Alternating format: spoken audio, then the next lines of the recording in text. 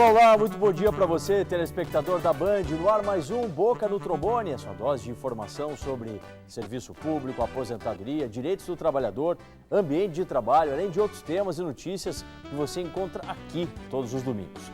Hoje, edição especial de final de ano com o Sindicato dos Servidores Públicos Aposentados e Pensionistas do Estado do Rio Grande do Sul. As representantes do Sinaper são a presidente Ilma de Moraes e também está conosco, compondo a bancada, a diretora da entidade, Kátia Terraciano. Quem também participa é a Associação dos Sargentos, Subtenentes e Tenentes da Brigada Militar. O diretor de Assuntos Políticos, Alex Caiel da Silva, comenta conosco os fatos marcantes e a rotina da categoria em 2014. E no campo previdenciário, o que aconteceu de interessante ou nem tanto? Quem está com a gente na manhã desse domingo é o doutor Luiz Gustavo Ramos. Não se esqueça, vamos também tratar do mundo trabalhista. A nossa consultora na área do trabalho vai abordar os principais temas de 2014, a doutora Letícia Prina.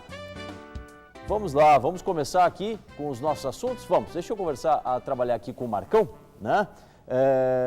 Campo previdenciário, um assunto que a gente não pode deixar fora aqui da nossa retrospectiva, é a questão, né, do EPI, os equipamentos de proteção individual.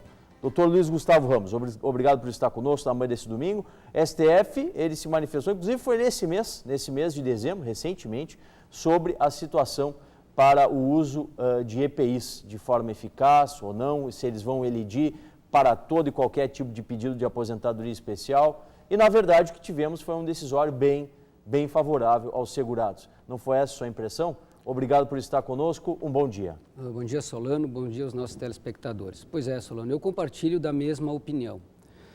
No início do julgamento, nós ficamos muito apreensivos porque o relator indicou no seu voto que o entendimento seria no sentido de que a simples informação no perfil profissiográfico previdenciário de que o trabalhador recebia equipamentos de proteção individual seria suficiente para simplesmente fulminar o direito à aposentadoria especial.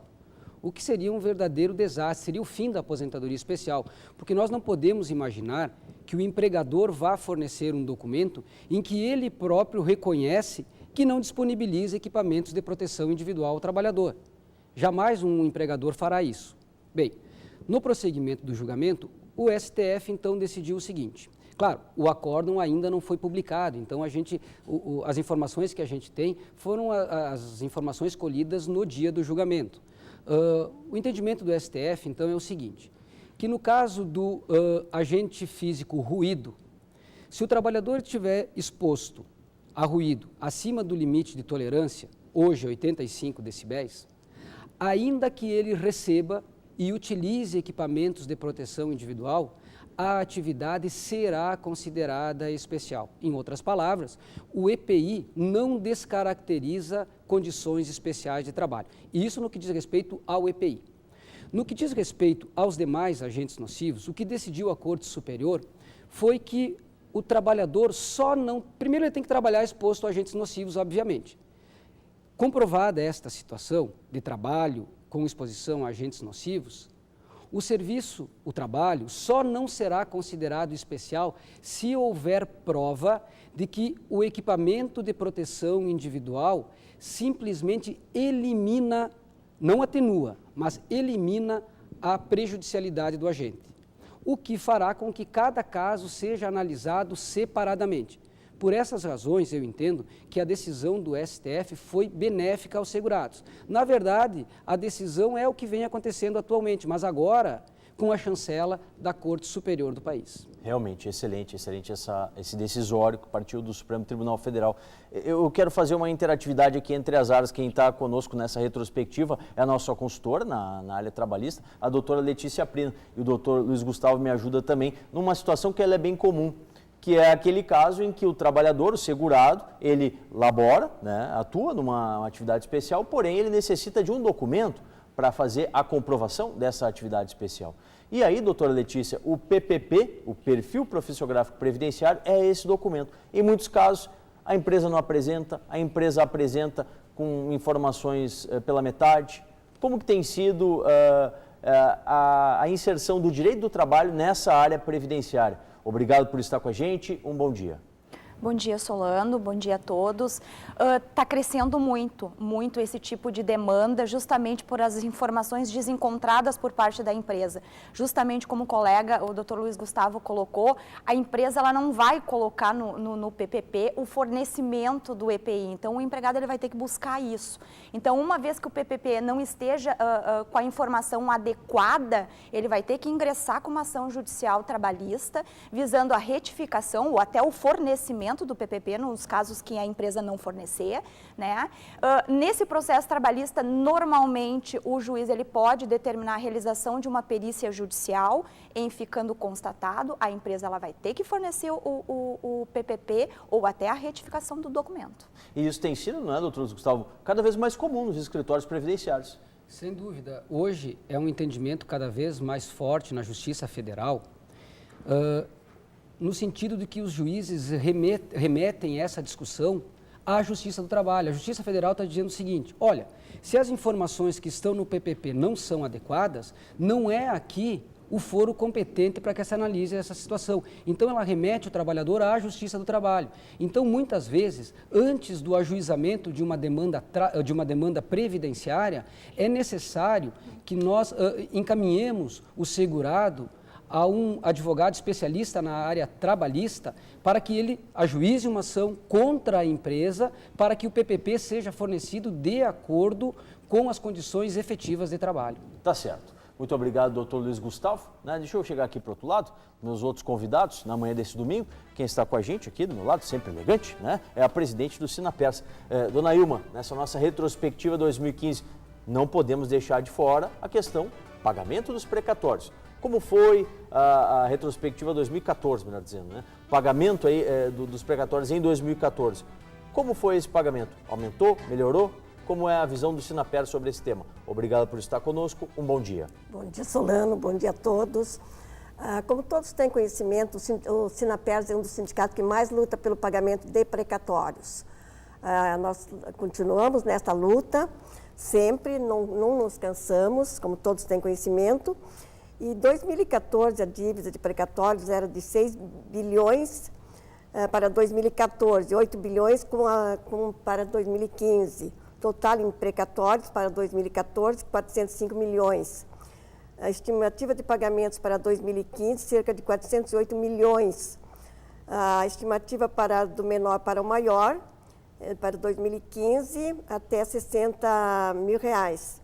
Em ordem crescente de precatórios. Então, tivemos um avanço, então. Esta é a atualização que nós temos até o momento. Claro.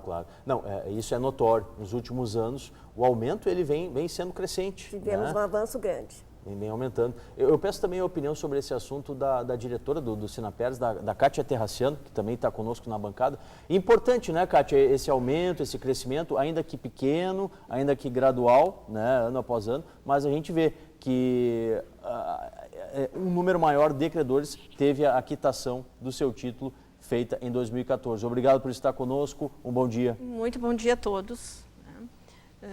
Essa questão dos precatórios, né, como tu disseste, assim, um número maior de pessoas teve quitado seus débitos. Na verdade, quem está recebendo precatórios hoje, pela ordem cronológica, pela preferência, estão recebendo apenas uma pequena parcela do seu precatório, que é até 120 salários mínimos, né? E o restante continua lá na fila. Então, quitados, só houveram precatórios quitados na ordem crescente. Sim. Né? E neste ano tivemos ainda, em função de Copa e eleições, tivemos um ano bem complicado, em que o STF, mais um ano, não se pronunciou a respeito da modulação dos efeitos da suspensão de alguns artigos da emenda 62, considerada parcialmente inconstitucional, que diz que esta forma de pagamento é insuficiente, mas não apontou outra forma de pagamento. Exato. Né? Então, foi um ano complicado e acabamos, em função dessa questão toda do envolvimento do STF com o mensalão, com esse problema do mensalão, acabamos, então, focados aqui nas questões internas também, que fazem parte do cotidiano do servidor público, que é a questão do IP Saúde. Sim. Né? Sim. Eu tenho orgulho de estar participando desde julho, desde a metade do ano, de estar representando a União Gaúcha em defesa da Previdência Pública no Conselho Deliberativo do IP. E esse é um assunto que daqui a pouquinho a gente volta com o Sinapers, vai voltar com a Cátia para a gente esmiuçar um pouquinho mais, falar um pouquinho mais, também é importante dentro dessa nossa retrospectiva. Dona Ilma, uma palavra final ainda sobre a questão dos precatórios. Para 2015, como que vai ser o posicionamento, como é que o Sinapers vai continuar a trabalhar nesse tema? Bem, com a mudança do governo, nós precisamos esperar que ele tome posse para termos uma audiência com ele e tomarmos conhecimento de como serão os pagamentos precatórios, se vai haver um aumento do percentual, porque este percentual de 1,5% é muito pequeno para quitar todos os precatórios. Nós, do Sinapers, gostaríamos que fosse pelo menos 3%. A gente luta para que isso aconteça. E vamos continuar nessa luta cada dia mais fortes, porque tem que ser pago esses precatórios. Tá certo. Obrigado, Ilma, e obrigado, Kátia, a diretora e a presidente aqui do Sinapers. Quem está conosco também, desse lado aqui da bancada, para representar a Associação dos Sargentos, Subtenentes e Tenentes da Brigada Militar, é o diretor para Assuntos Políticos, o Alex Cael da Silva. Alex, obrigado por estar com a gente na manhã desse domingo. E já lhe pergunto, a ASSTBM em 2014, o plano de carreira foi uma das bandeiras? Foi uma dos pontos que a gente pode trazer dentro dessa nossa retrospectiva? Um bom dia. Bom dia, Solano. Bom dia a todos os colegas da bancada. Bom dia aos nossos telespectadores. É um prazer, mais uma vez, estarmos aqui no programa, no Boca do Trombone. Pois bem, Solano, realmente a questão do plano de carreira ela foi uma das grandes bandeiras que nós, durante todo esse ano de 2014, assim como já havíamos trabalhado em 2013, né?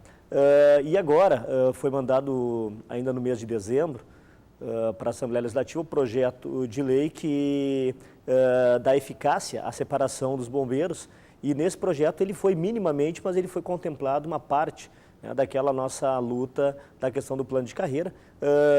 Todavia não foi estendido ao conjunto da Brigada Militar, né, mas nós esperamos agora, então, para 2015, na hora de atualizar, então, essa questão de estabelecer o plano de carreira dos bombeiros, que nós possamos também contemplar a Brigada Militar com esse mesmo avanço que teve, fruto, sem dúvida alguma, da luta da categoria, enfim, das entidades que representam servidores de nível médio.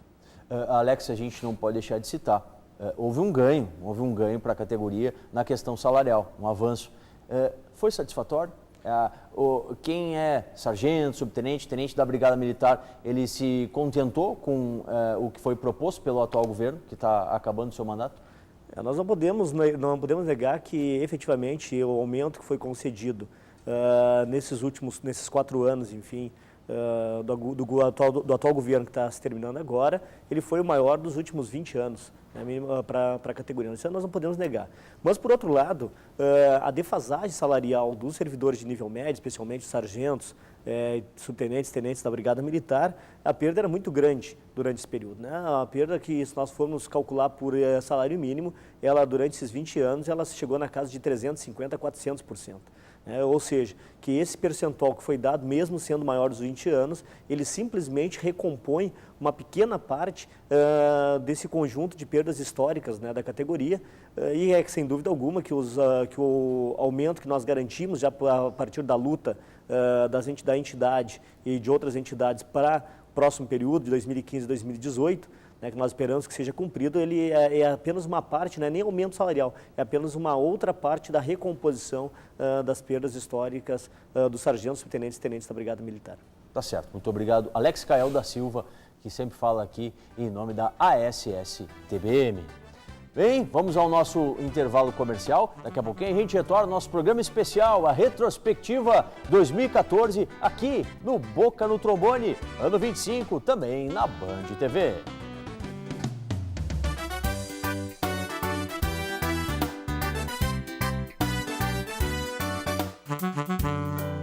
A Funerária Nossa Senhora de Fátima oferece aos seus clientes planos especiais. Além de atender pelo IP, usuários de outras entidades também são beneficiadas. As capelas mortuárias são gratuitas, plantão dia e noite. Funerária Nossa Senhora de Fátima, desde 1982, fazendo sua homenagem ganhar vida.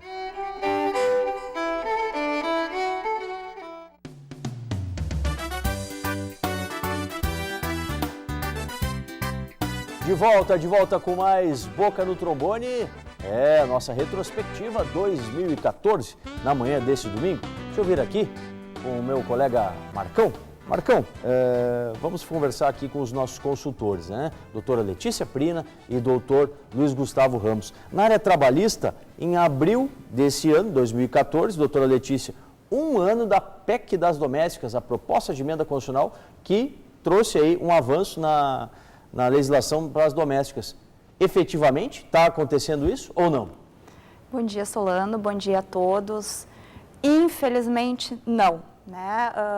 Realmente foi um avanço, né, perante a Justiça do Direito do Trabalho, Justiça do Trabalho, em que equiparou a empregada doméstica aos trabalhadores urbanos e rurais, mas isso ficou no papel. Uma vez que até agora os direitos efetivamente reconhecidos é o salário mínimo, né, não inferior ao salário mínimo, e a jornada de trabalho, ou seja, 8 horas diárias, ou 44 horas mensais. O restante dos direitos estão pendentes de regulamentação, o que é uma pena, é um descaso. Então, assim, isso motivou a classe, né, uma vez que era uma classe discriminada, né, perante o direito trabalhista, mas que infelizmente ainda está pendente de regulamentação, temas polêmicos como o recolhimento do FGTS, seguro-desemprego, adicional noturno, enfim. Então aí há uma regulamentação que necessita, ela já deveria ter sido feita agora, ainda esse ano, mas possivelmente agora 2015, então assim que necessita ser feito o quanto antes, porque é uma classe marginalizada e continua muito marginalizada.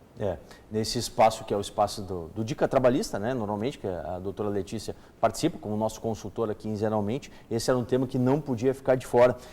E eu insiro agora o doutor Luiz Gustavo Ramos. Para a aposentadoria das domésticas, doutor Luiz Gustavo, qual é a influência dessa regulamentação trabalhista? Isso influi muito, ocasiona muitas modificações ou, de regra, a aposentadoria para essa categoria não tem alterações com essa nova regulamentação? Não, essa regulamentação, em princípio, não vai incidir no direito previdenciário das domésticas. A doméstica, desde que o seu empregador pague e efetivamente recolha o INSS, ela não vai encontrar problema na hora da concessão da sua aposentadoria. Porém, o que é muito comum é que a empregada doméstica, não obstante ter a sua carteira assinada lá pelo seu empregador, na hora em que ela vai requerer a sua aposentadoria, verifica que não há contribuições previdenciárias. Nesse caso, uma sugestão que eu dou a essa tão valorosa classe é que as empregadas domésticas, de tempo em tempo, procurem o INSS e verifiquem como é que estão as suas contribuições lá no Instituto para verificar se o seu empregador efetivamente está vertendo as contribuições, porque a obrigação de recolher é do empregador e não da empregada. Ainda dentro da nossa retrospectiva 2014, e aí voltando um pouquinho mais para aquilo que aconteceu na área previdenciária, doutor Luiz Gustavo Ramos, aposentadoria híbrida. O que é isso? O que foi contemplado dentro desse panorama, né, para quem trabalha aí, tempo no rural, tempo no urbano, é mais ou menos por aí? Como é que ficou essa situação? Bem, Solano, para a gente explicar adequadamente essa aposentadoria, talvez a gente levasse um programa inteiro, então vamos tentar sintetizar. O que acontece? O INSS ele tinha 2 modalidades de aposentadoria para as mulheres. A aposentadoria por idade, né, da trabalhadora urbana e, para tanto, ela deveria comprovar 60 anos de idade e, no mínimo, 15 anos de contribuição. A trabalhadora do campo, ela poderia se aposentar desde que comprovasse 55 anos de idade e que trabalhou no mínimo 15 anos no meio rural. No entanto, esse trabalho deveria ser no período imediatamente anterior ao implemento dos 55 anos. O que ocorria muitas vezes é que as mulheres, durante muito tempo, trabalharam lá no campo e depois de um determinado período abandonam o meio rural e vêm para a cidade, acompanhando seu esposo ou mesmo porque simplesmente se mudaram. E aí ela ficava desprotegida, porque não poderia se aposentar como agricultora e nem tampouco como trabalhadora urbana, porque não tinha 15 anos de contribuição. O que se possibilita a partir de agora é o somatório do tempo rural com o tempo de contribuição urbano para fins de concessão da aposentadoria, para implementar esses 15 anos de contribuição necessária. A única observação que eu faço é que a idade para a aposentadoria é para mulheres de 60 anos. Então, pode haver a soma do tempo rural com o tempo urbano. Tá certo. Aposentadoria por idade híbrida, né? Aí explicou o doutor Luiz Gustavo Ramos. Vamos para cá. Kátia Terraciano, Conselho do IP, quais foram os avanços, você que participa, né? Você que, em nome do Sinapers, em nome da União Gaúcha, você participa desse importante conselho. Quais foram as principais realizações em 2014? Bom, nossa principal pauta neste ano foi a questão do IP Saúde, até porque o IP Saúde foi alvo de apontamentos do Tribunal de Contas, né, relativo à sua gestão. Esse foi um relatório enorme que chegou à Assembleia Legislativa em função do projeto 154 apresentado pelo então deputado Paulo Odoni, que previa a inclusão de pais e mães, né, como dependentes do IP Saúde. Acabou tendo uma grande repercussão. Na verdade, esses relatórios são feitos anualmente, né? E os problemas apontados ali, a maioria deles já vinha sendo resolvido, né? E muitas questões a gente trabalhou e participamos de muitas discussões nas negociações com a Federação das Santas Casas e o Sindiospa, representantes da categoria médica. Foi uma discussão, foram rodadas de negociação bastante desgastantes, né, onde o IP avançou de maneira significativa, reconhecido pelas entidades dos médicos, né? E então pode-se dizer hoje que os valores de glosas, são aquelas contas que chegam no IP, contas hospitalares que chegam no IP, hoje estão pacificadas, né? O IP não deve nada à Santa Casa. Por isso, a gente pede que o associado do IP, ao chegar na Santa Casa, exija um atendimento de qualidade. Que é um direito, né? Que é um direito. Há contribuição para isso. Sem dúvida, sem dúvida. Se existe essa contrapartida por parte do segurado, o Estado tem que prestá-lo da melhor maneira. Alex Cael da Silva, a SSTBM, qual é o balanço que faz desses 4 anos que estão encerrando agora do atual governo? Como no bloco anterior falamos, tivemos um avanço na questão salarial, mas muitas pendências ficaram para trás. O 2014, ele é intitulado como positivo ou nem tanto, poderia ser melhor pela associação? Melhor sempre pode ser, né, Solano? Principalmente perante todo esse quadro que nós falávamos na fala anterior. Sob o ponto de vista da entidade, do conjunto dos trabalhadores, eu acho que a luta ela é uma luta que é necessária, porque sem a luta, a gente já notou durante vários períodos que os governos efetivamente eles não priorizam os trabalhadores, muito menos os trabalhadores da segurança pública e principalmente os trabalhadores de segurança pública da linha de frente que executam atividade de policiamento, de proteção ao conjunto da sociedade. Agora, nós temos, não podemos também dizer, botar terra arrasada, que eu acho que alguns pontos eles foram positivos, que nem eu citei anteriormente, o avanço da questão da própria separação, desvinculação dos bombeiros da Brigada Militar, que era uma luta já histórica dos próprios bombeiros, que nós sempre participamos e atuamos defendendo isso da mesma forma, porque achamos que é importante para o conjunto da sociedade. A questão dos próprios avanços salarial, que foi o maior, né, que nem eu falava, dos últimos 20 anos, quer dizer, foi mais do que o dobro do que foi dado no outro governo anterior, então, mas a luta continua. Tá certo. Muito obrigado, Alex. Nós vamos para uma pequena pausa e já a gente volta para fechar a nossa retrospectiva 2014 aqui no Boca no Trombone, ano 25, também na Band TV.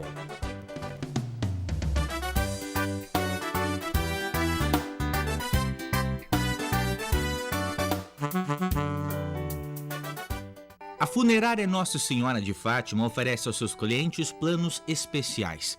Além de atender pelo IP, usuários de outras entidades também são beneficiadas. As capelas mortuárias são gratuitas, plantão dia e noite. Funerária Nossa Senhora de Fátima, desde 1982, fazendo sua homenagem ganhar vida.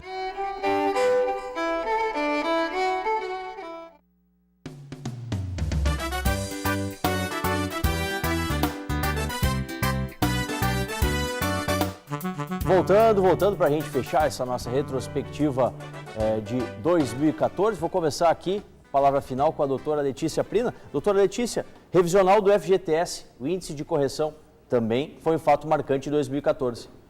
Sim, final de 2013, início de 2014, houve esse boom, né, de ações aí sendo ingressadas perante a Justiça, buscando essa reposição do FGTS com relação ao índice de correção, a TR, né? Essa diferença ela pode chegar a 88,3%. Então, com o ajuizamento de uma ação civil pública, né, esses processos continuam sendo suspensos até o julgamento final desse recurso especial que está no STJ.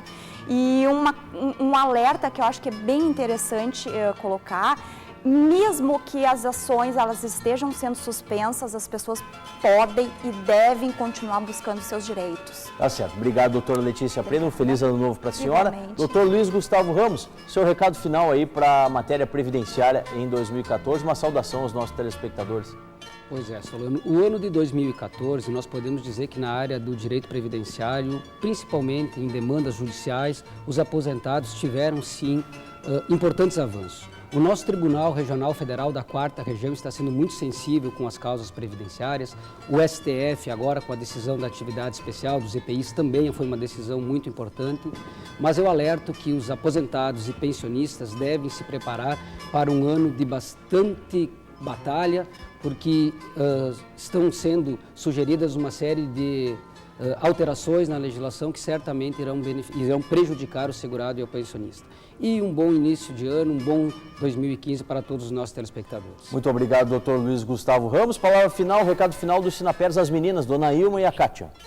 Eu gostaria de agradecer a todos que estiveram conosco neste ano de 2014, nossos sócios queridos, nossos funcionários, diretorias, conveniados, todos os nossos parceiros, inclusive a Band que esteve conosco, e vamos continuar esse trabalho bonito aqui na Band. E um feliz ano novo, feliz 2015 para todos, com saúde. E fiquem conosco, vamos continuar esse nosso trabalho que vale a pena. Sem dúvida alguma. Kátia Terraciano? Sem esquecer também o nosso horário de funcionamento no Sinapers agora no verão, que é segunda-feira do meio-dia às 18, de terça a quinta horário normal, e nas sextas-feiras inicia às 10 da manhã e fecha às 14 horas. Quero agradecer a todos também, desejar um feliz ano novo e que continuemos juntos aqui, todos nós aqui da Band, continuemos juntos nessa bancada aqui defendendo os servidores públicos aposentados e pensionistas do Estado. Não tenha dúvida, vamos continuar assim, com o apoio e a parceria do Sinapers. Um feliz ano novo a Ilma, a Kátia, e também uma mensagem da ASSTBM, Alex Caiel, aos sargentos, subtenentes e tenentes da Brigada Militar e aos nossos telespectadores da Bandeirantes. Em primeiro lugar, Solano, dizer que foi um prazer para nós durante 2014 poder ter compartilhado esse espaço aqui. Esperamos em 2015 reafirmar, né, a nossa parceria, né, para o 2015. Parabenizar o programa, sem dúvida alguma, pela importância, pelo papel que ele presta à sociedade, e desejar a todos nós aqui 2015 com bastante vigor, com bastante saúde, né, e bastante luta, que a luta faz parte, a luta é boa, ela é positiva, sempre que ela almeja bons frutos, que é o que a gente espera. Um feliz 2015 aos nossos telespectadores e especialmente aos nossos associados lá da SSTBM, os nossos sargentos, subtenentes, tenentes da Brigada Militar e todos os demais associados que fazem parte do nosso quadro. Tá certo. Obrigado, Alex. Ponto final em mais um Boca no Trombone. Um feliz ano novo para você que nos acompanhou o nosso trabalho durante todo 2014. O Boca, que é sempre aos domingos, das 7 às 7h30 da manhã. Você confere a reprise lá em facebook.com. É só digitar programa Boca no Trombone, curtir e conferir. Voltamos? Sim, voltamos em 2015. Boca no Trombone, ano 25, também na Band TV.